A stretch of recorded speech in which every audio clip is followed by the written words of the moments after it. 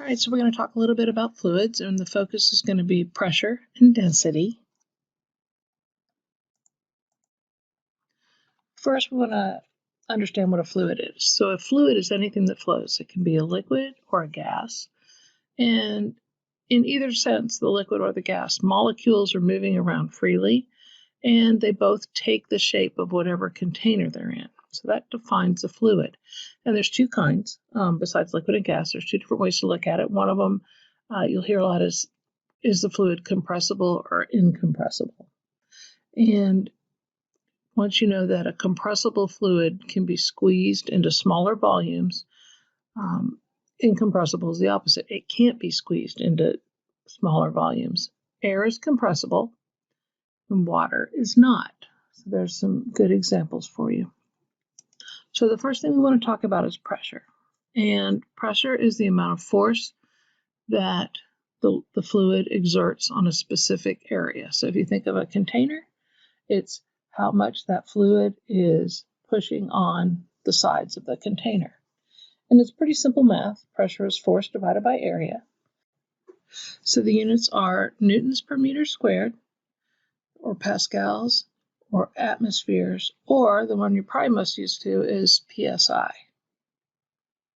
which is pounds per square inch. So here's where the pressure comes from.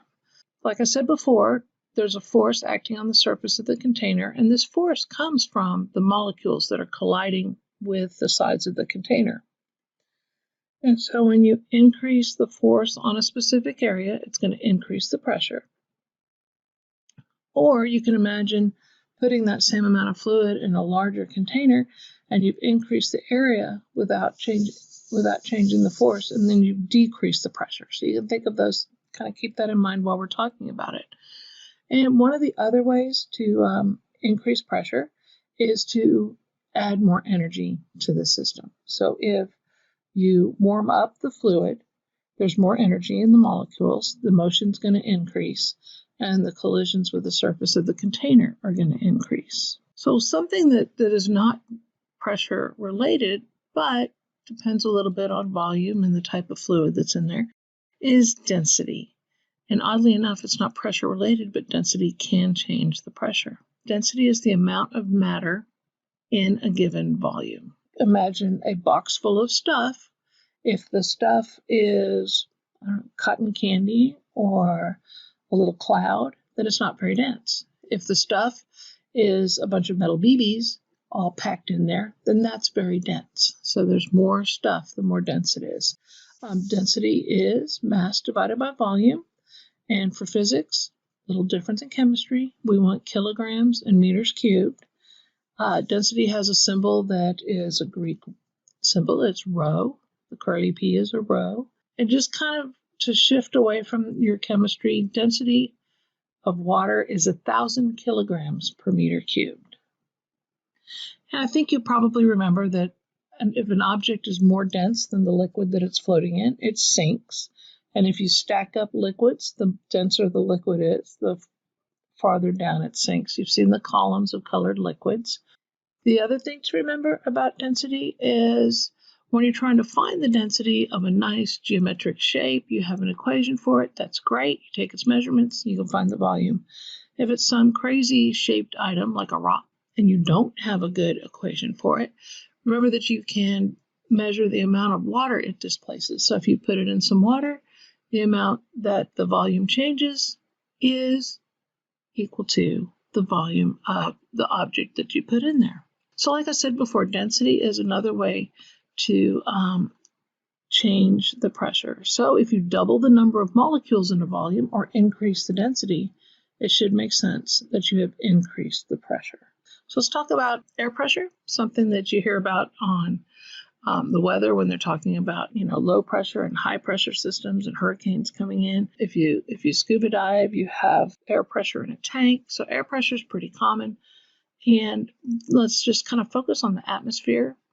So what's going on with the atmosphere is being held in place by gravity acting on the molecules. That's what keeps it there, nicely protecting our Earth. But that whole column of air that goes all the way up you can imagine from above your head all the way to the end of the atmosphere, has weight.